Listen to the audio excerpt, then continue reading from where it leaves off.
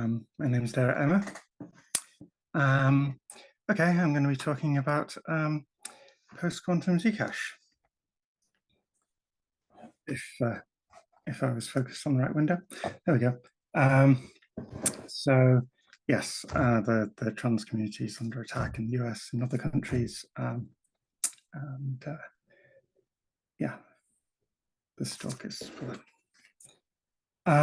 So what's a quantum computer? Well, if you ask Google, given how far Google search has gone downhill, it will give you the silly answer that it's true of all computers. All computers depend on quantum mechanics if they're using silicon chips anyway. But okay, let's try and get a better answer to this question. So there's this thing called the invariance thesis, which is it's about sort of the computational power of computers and how efficient computers can be. So you might know about the Church-Turing thesis, which says that sort of models of computation like the lambda calculus or post systems or Turing machines can all compute the same things. So a strengthening of that is that not only can they compute the same things, but they take fundamentally sort of the same complexity to do it in both time and space. And that can be made more precise. But the sort of the interest in quantum computers is that sort of idea may be wrong. There may be types of computer that can be fundamentally more efficient at some problems. And in particular, we think that there might be an algorithm that can compute discrete logs, say. And so if that were true, if it could compute that in sort of exponential time, then we would have evidence that this invariance thesis was false, which is it's kind of important because that means we're in a whole different set of complexity assumptions than we thought we were. Okay, and despite all that, the hype around quantum computing, this is actually a falsifiable hypothesis, and so it's an interesting scientific question, despite the hype. Okay, so what kinds of problems can we solve potentially with quantum computers? Well, like the slide says, Daniel Simon was actually trying to prove the opposite, that quantum computers could not obtain an exponential speedup. And he couldn't prove that. And so he found even relatively simple circuits could be a counterexample to this. So here we have a function f, and this UF here is computing the function in a quantum circuit. And then there are these other things around here, which I'll explain later. And these are measurements. So we're starting with some state, computing the function on it, doing this other thing, and measuring the result. And it turns out that's enough to demonstrate that the original hypothesis that quantum computers were kind of equivalent to conventional computers, classical computers, was wrong. And this was a huge breakthrough. So he submitted a paper to this theory conference, Symposium on Theory of Computing, and it got rejected because anything that's fundamentally new will get rejected, as we know. Okay, so fortunately, Simon had a really good thesis supervisor, Peter Shaw, and he noticed the similarity of the kind of artificial-looking problem that Simon had come up with to demonstrate the speedup was very similar to some existing number theory problems. And in particular, so this hidden subgroup problem, so particular instances of it could be used to solve factoring in discrete log. So Shaw generalized it, and sort of happily ever after, because both of those papers were published in a competing journal. So that be a lesson to reviewers who are not capable of seeing fundamental advances. Okay, so although Shaw's algorithms are more directly useful for cryptographic problems, we're going to talk about Simon's algorithm, because I think that's the intuition you need for understanding how quantum computers can get speed ups at all. All right, so this is the problem. So as we have a secret value S, which is a bit string. So we have so n bits in the case that Simon originally considered. And we have a function that maps from those n bits to some other space. And that has the property that, well, I'll describe it informally. So the function has sort of copies of itself shifted by some secret bit string S. And the shift operation is just exclusive for. Okay, so this looks like a fairly artificial problem, but if you place 0,s here with some subgroup, so G is a group, and you place this with a subgroup, then that is exactly the hidden subgroup problem. And so, we're trying to find S. So if we find a collision on F, then that immediately gives us S. Actually, X and Y are non-equal. So we know that we can solve this classically in square root of the size of the group. And so in general, for a sufficiently well-behaved group, it can be proven that if you don't know anything else about F, then that's the best you can do, basically. Okay. So we need to know a little bit of quantum theory to understand what's going on here. And so like you can model so classical states using probability, you can model quantum states using something called amplitude, sometimes called probability amplitude, but I think that's a bad name. And so the space that so you're trying to, the space of possibilities. So in this case, so possible values of your bit string.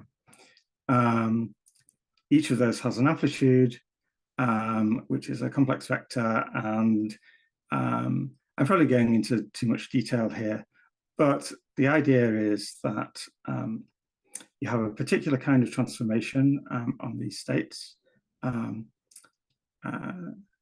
and you can measure states, but the probabilities end up being a little bit weird. They're not how you would expect. So when you measure the probability, you get the square of the amplitude, not the amplitude itself. And that really is the key to why quantum theory is weird. And so measuring these states destroys them, which is kind of inconvenient. But what a quantum computer is fundamentally, it's something that operates on these quantum states in ways that depend on this sort of difference from classical probability. Okay, yeah, I'll skip this. We don't really need to accept that. Yeah, so you'll have heard about qubits. A qubit is basically it's part of the state of a quantum computer that can be in a superposition. Right. So we need some kind of classical mathematics. There's nothing fundamentally sort of dependent on quantum computers about this. So there's this thing called the Walsh-Hadamard transform, which is like a Fourier transform. So it's going between sort of computational basis and a frequency basis. And it's doing that for this group of bit strings, basically, under exclusive for. So exactly the group that Simon's algorithm is operating on. And if we were going to, how this works is sort of apply your function f to every possible bit string. These are the sort of resulting outputs. And then you apply this thing, which is like a fast Fourier transform, and you get some output that encodes information about the function. And in particular, it's interesting information to find things like this hidden shift that we're trying to find in this problem. But we can't compute the whole thing because it would take 2 to the n for n bits times n complexity. But you don't need to. So what the quantum algorithm does is very efficiently, it will compute a superposition over sort of all of these output states. Okay, and then the overall algorithm is so you set up a superposition of n qubits, just uniform here. And these are zeros. What I didn't say before is that you can only do reversible computations in a quantum circuit. And so you get out the result of applying the function to that, and then you apply the Walsh-Hadamard transform and you measure it. And so what happens here, and I'm not going to explain in sort of all of the maths, but you get a kind of interference pattern between the outputs. And it turns out that sort of the outputs that can actually be measured here are all of a particular form that gives you 1 bit about the secret value S. And then you just solve this system of equations. So if you've got n bits of information, then you can solve them to find S. So that's basically all it is. And so I think there's a lot of kind of mystique and sort of woo about how people explain quantum physics and quantum computation, and it's really sort of not that mysterious at all. A lot of it is to do with bad explanations of the various interpretations of quantum mechanics. I won't go into detail here, but you can look at the slides later. And it's not, we shouldn't be worried that there are philosophical problems sort of with the explanations of quantum mechanics, because there have been for essentially every physical theory, including the examples I've given here of Newton's theory of gravitation and sort of understanding of heat and temperature. So it's not fundamentally different from that. So our CRQCs, so that's cryptographically relevant quantum computers that could actually break stuff that we're using, are they feasible? Well, I don't know, I'm not a physicist, but my sort of opinion is the experiments that have been done suggest that you can put even very big systems in superposition. So you may know about the Schrödinger's cat thought experiment. And you could think of that experiment as saying that very big things can't be put in superposition. But that might very well be true for something the size of a cat, but it's not true for this sapphire crystal, which is 16 micrograms. And if you think about how many atoms are in 16 micrograms, it's a lot. So yeah, we can probably build quantum systems and put them into superposition as we need to do for quantum algorithms. And we can make them big enough to solve cryptographic problems, I think. Okay. And so this is a report. It's in English, even though it's by the German government department. And it's calculated basically how many qubits, how many gates, and so on you would need to break. These are elliptic curve discrete logarithms over this size of field. So the point here is not the particular numbers but that we have sort of fairly precise estimates of how big a quantum computer would have to be in order to do this. So what are the estimates for when they'll be available, if they're available? So BSI, that same German government institution that I was talking about, believes before 2040. So that is not very useful if we want an estimate that is pessimistic from the point of view of cryptography. Dan Bernstein is a sort of very famous and outspoken cryptographer who has estimated 2029 for well-funded private attacks. And that's not attacks that would break most deployed systems. It's basically showing that cryptographically relevant quantum computers are feasible and could scale up in principle. So if this estimate is right, and it's 2032 or something like that for a public demo of that, then we really need to get our skates on, because that's only 7 years.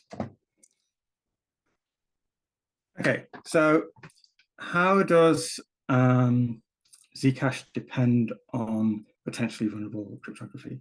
It depends on it quite a lot. So we use signatures, we use encryption, and we use proofs, basically. And all of the properties are dependent on those. So this is if, so there's a caveat here, which I'll go into later, which depends on whether the addresses are public or available to an attacker. So there's this thing called harvest now, decrypt later attacks, and they're why so we need to be worried about quantum attacks even before we have we've seen a feasible working quantum computer, because an attacker can just collect ciphertext, collect public keys, and then when they have a quantum computer, they can break those ciphertexts. And the conventional wisdom is that this means that you should focus on fixing encryption. But if this is going to happen in as short a time scale as Bernstein estimates, then we probably want to be thinking about other fixing other properties as well. It's not sufficient just to focus on encryption. And we know that the lead time for deploying protocols is really long. The lead time for analyzing new algorithms is long. And also, we don't just need systems to be secure. We need people to have confidence in them. And if it seems likely that quantum computing is going to be feasible, then that's enough to shake people's confidence, regardless of whether of how soon it actually works. Okay, so deploying new cryptography is difficult, though, and we might end up making things worse. We might introduce an algorithm that is broken. Okay, so let's look at some of the detail. In Zcash, we need to transfer notes to the recipients secretly. We currently do that by broadcast encryption, so just putting the ciphertext on the chain, having recipients try to decrypt them. And so that only works if the ciphertext doesn't reveal any information about which key it was encrypted to. So it happens that MLChem, which is sort of an algorithm that's encryption algorithm that's recently been standardized by NIST, that has been proven to be key private. So that's nice. And yeah, there's a difficulty with that, which I'll go into later. So the other issue we need to consider is whether we might be introducing vulnerability if we move to quantum algorithms. So something that focused minds on this is that Cyc, which is a isogeny-based encryption scheme, is now completely broken. And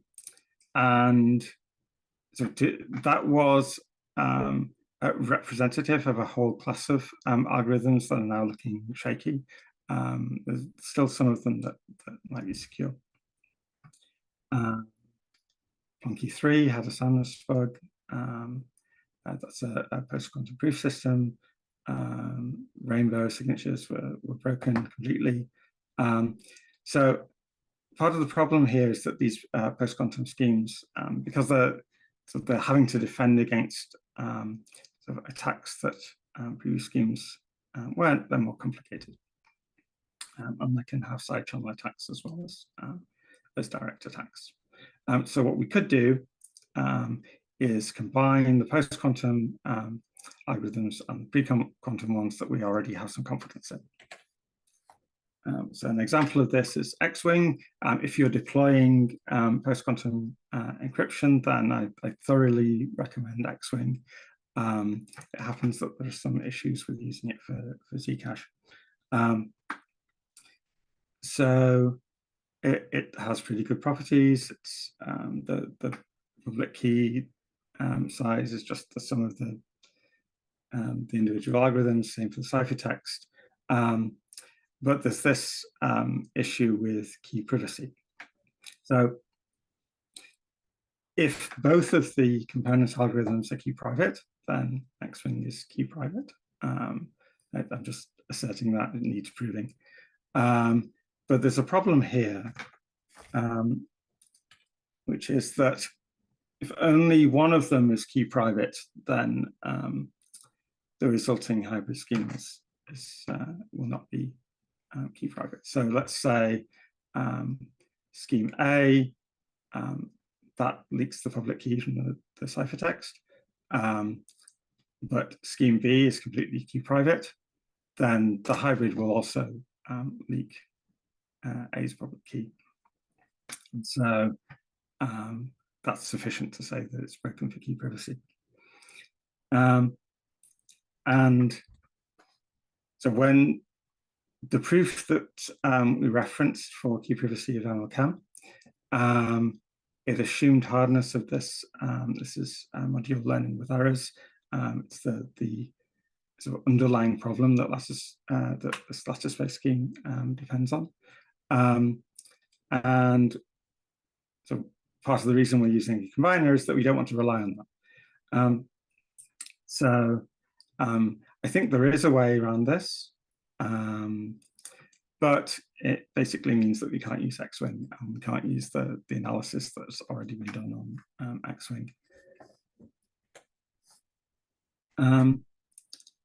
The other issue here is that we currently have something called diversified addresses, which is really important for the combination of performance and privacy. So the idea is you can give out sort of different diversified addresses to different counterparties, but when you try to decrypt, you only need to do it with one key. And the parties can't tell that they've been given variants of the same address. So how do we extend this to MLChem? Well, it's not obvious how to do it at all, because it depends on elliptic Curves being improved. I think there's a way to do it, and I've explained how to do it here, but I'm not going to have time in this talk to explain how that works. But I think there is a solution. We need to sort of prove that that's secure, because there are a lot of subtleties that can make these schemes insecure. So how about pooling systems? Let's say we've done encryption. So part of the issue here is that post-quantum proving systems require fairly large proofs. And the scheme, I think it's Plunky 2 that requires 50 kilobyte proofs. I'm not sure whether Plunky 3 reduced that slightly. But either way, so it's unrealistic to have a 50 kilobyte proof per transaction. So that would significantly impact scalability. And so we're less sure about the security of these schemes. I mentioned that Plunky 3 had a soundness issue. So we could try and use recursive proofs so that so you do have a proof per transaction, but then so you prove something about some group of transactions and then use a single proof to show that you've done that. So that's what recursion is. So we could use that for the size problem and then use a proof combiner as for the confidence problem. But there's a problem with that as well, which is that we basically don't know how to do combiners for recursive proving systems efficiently. So yeah, that's an issue. And it's particularly an issue because we might need to deploy this relatively soon. So we can't just wait for a proof system and not do anything before then. So here's what I suggest. We deploy recursion using Halo 2, which is not post-quantum. And that gives us some scalability improvement. And then when we have a recursive post-quantum scheme that is both efficient, that has practical proof sizes, and we're confident it's secure, we switch to using that. But we've already done a lot of the engineering involved with deploying recursion. So the changes to the protocol, so apart from the proof system itself, will already have been done. Okay, and there are potential candidates for this second scheme, but it's a really, really fast-moving field. Okay, so we do know how to do proof system combiners, but as I said, the problem is recursion. Okay, signature combiners. So Zcash uses signatures for spend authentication, and so so there's a non-essential use of them for balance checking non-malleability that we could get rid of. Okay, so you just basically include both signatures. That's one way of doing it, and that works. But it turns out that we might not actually need signatures. So we, as I said, we use them for spend authorization and binding. And that's to ensure balance. But we can just use a zero-knowledge proof for that. In a sense, zero-knowledge proofs are a generalization of signatures. And so, they're more powerful than signatures in some way. And we can just replace the signatures with proofs. Now, the difficulty with that is that we use signatures for sender authorization for a reason, and that's what has made the Keystone hardware wallet support practical, because Keystone only has to do signatures, it doesn't have to do proofs. So how can we sort of retain that advantage if we're replacing the signatures with proofs? Well, it turns out we only need a very small circuit that executes on that is proven on the hardware wallet, and is literally just one commitment, and so whatever is necessary to compute the public key from the private key, which could just be a hash function. So that is a very small circuit. There is still some question about whether it will fit in a hardware wallet, but I think probably for something like Keystone, or maybe even some of the more recent treasures, I don't know about Ledger, it would probably be practical. Okay. And what we've effectively done here is construct a randomized signature scheme anyway, just from a proof system. So yeah, I just put this together quickly based on Sean's talk from yesterday, which I really liked, about the scalability of nullifier checking. And I think you can combine that scheme with everything I'm talking about here. But the scheme itself is not post-quantum because it uses elliptic curve scale multiplication. So an open question there about how we can make it post-quantum. Right. So size of addresses. This is one of the issues with switching to post-quantum encryption. Let's see, how am I doing for time? Okay, so you can see that MLChem public keys are about 10 times, so even the combination of transparent, sapling, and orchard keys. So yeah, that might be a problem. I'll show you what that looks like. Yeah, transparent plus sapling plus orchard. So originally for the design of sapling, I was trying to get this on online. Maybe I shouldn't have tried so hard to do that.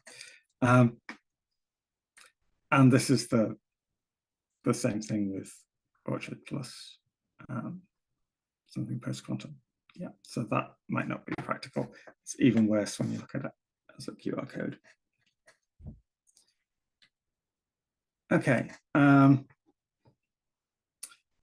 Yeah, this is some technical detail about whether we could actually compress the MLChem public key a little bit. I think it's not worth it because it would only be sort of a less than 20%.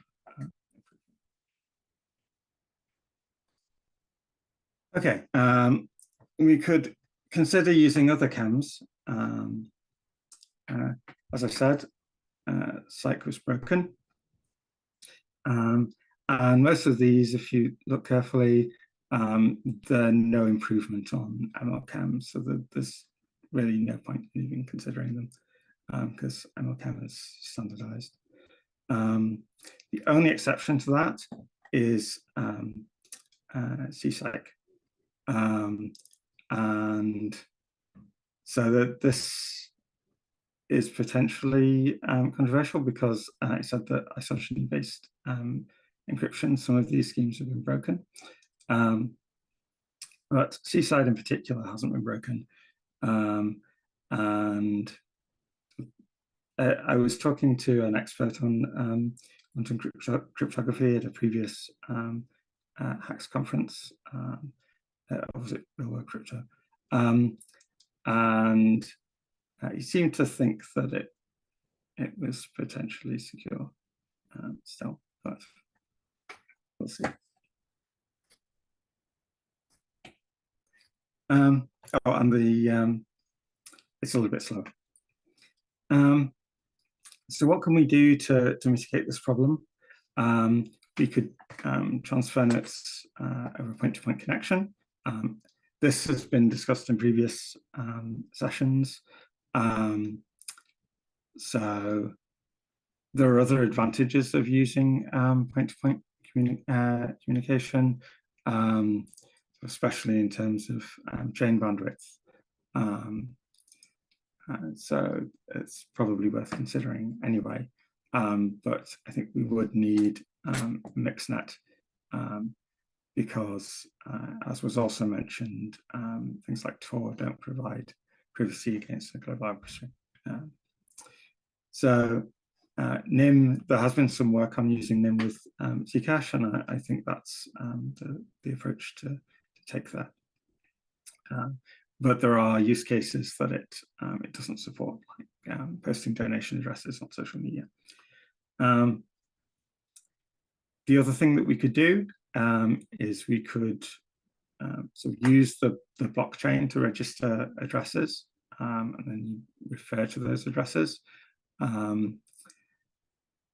That also has difficulties because you need to send the transaction registering the address anonymously. So it doesn't really solve the problem of needing a separate anonymous communication mechanism. Okay.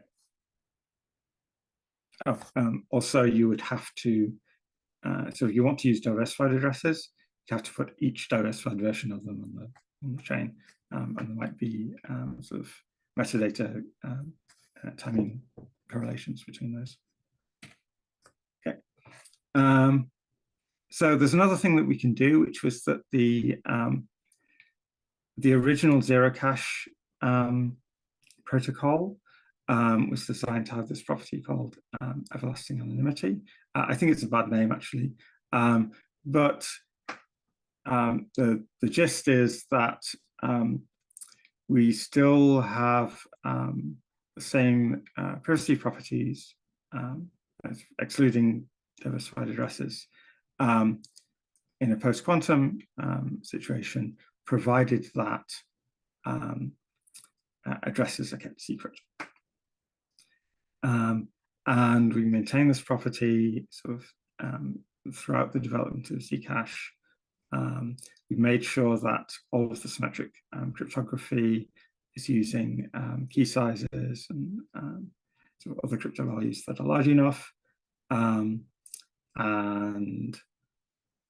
I don't need to go into detail here about Grover's algorithm, but it basically the conclusion is that it's much more difficult to build computers that run Grover's algorithm, which is what you would use to attack symmetric cryptography, than it is to attack public key cryptography.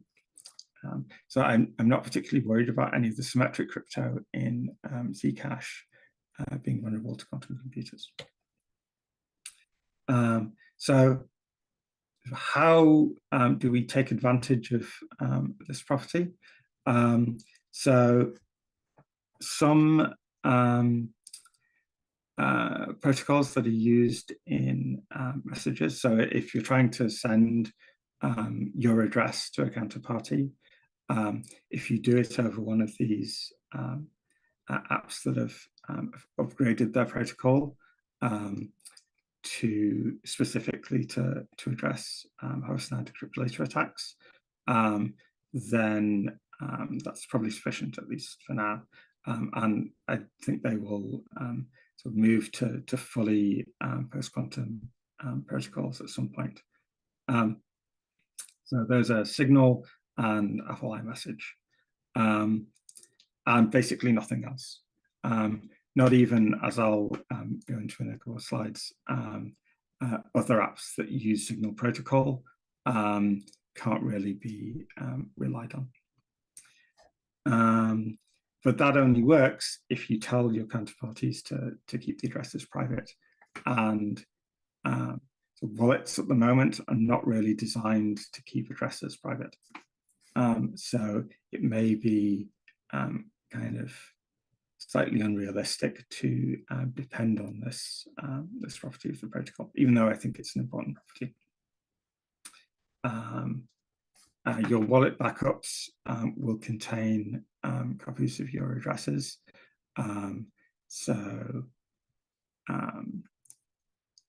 If the encryption that those backups are using, if they're either unencrypted or they're encrypted with an algorithm that is going to be broken by a quantum computer, then you don't have private addresses. And reply addresses can sort of weaken this property. So basically giving your counterparty your address, and if the counterparty is an adversary, then you give them your address. Okay.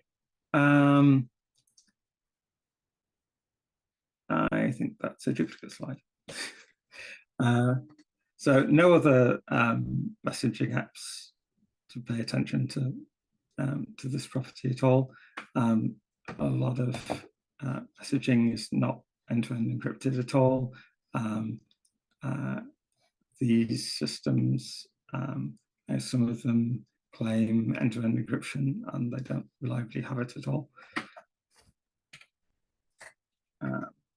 Here are a bunch of protocols that sort of rolled their own crypto, and none of it is resistant to house-side decryptor attacks.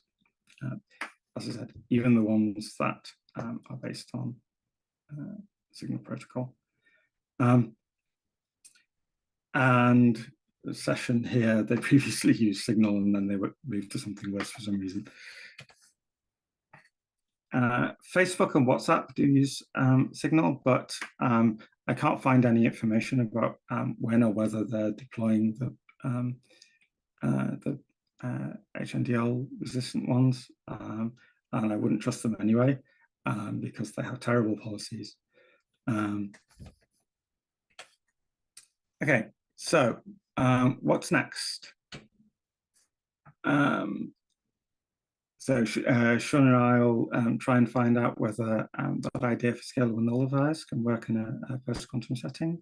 There was the idea I had about how to make diversified addresses work with post-quantum key privacy. And this is an important question. How should we decide how to prioritize post-quantum stuff? Okay, so let's leave it. Actually, I will go through the calls to action. Yes, if you're an ecosystem dev, do all of this, but I think the most important one is to treat addresses as secrets and pay attention to the security of wallet files. It's not okay to assume that they're less in need for security because they only have addresses and not private keys. Cryptographers learn about the constraints of real-world protocols. Public key sizes and ciphertext sizes are a big deal. And I will see you in Sophia. And yeah, we need to take post-quantum security seriously. And in the meantime, we need to fight fascism, because otherwise all of the cryptography in the world is not going to help us. Okay, I'll answer some questions. So how much work is it in theory to implement any sort of quantum upgrades in Zcash? Years or months? Designing the cryptography is not years, but deploying it might be. In your opinion, what are you most concerned about as PQ crypto evolves moving into the next 5 years? I'm concerned about the possibility that everything may happen a lot faster than we think it might be. Because there was what seems to be a little bit of a breakthrough by Google, I think it was, in post-quantum error correction. In quantum error correction. And if that pans out, then we could see cryptographically relevant quantum computers faster than was previously thought, although it's still consistent with Bernstein's estimates. And then, yeah, I'm worried that the time to deploy major upgrades is very long at the moment, and we need to shorten it. Okay, I think that's everything. Do we have any more questions? The need to keep addresses private suggests that address rotation should be a high priority for all wallets. I completely agree. Fortunately, we're working on address rotation as we speak for Zashi. Outbound communications is a common topic. Has there been any consideration of rolling that in-house? I think this question was answered in a previous session, and I agree with the answer given there, which was that I think it was who said that so we should try and use stuff that has already been developed and already has a community around it, partly because that, and this is my observation, that also increases the anonymity set. Anything else?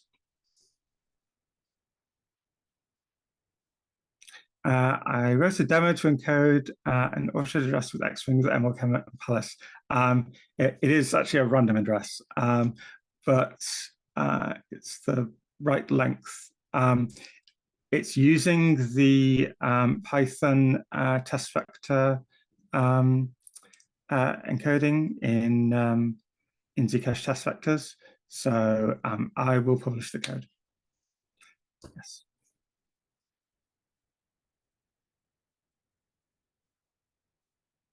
Anything else? Okay. I think that's everything. That was fun. See you all.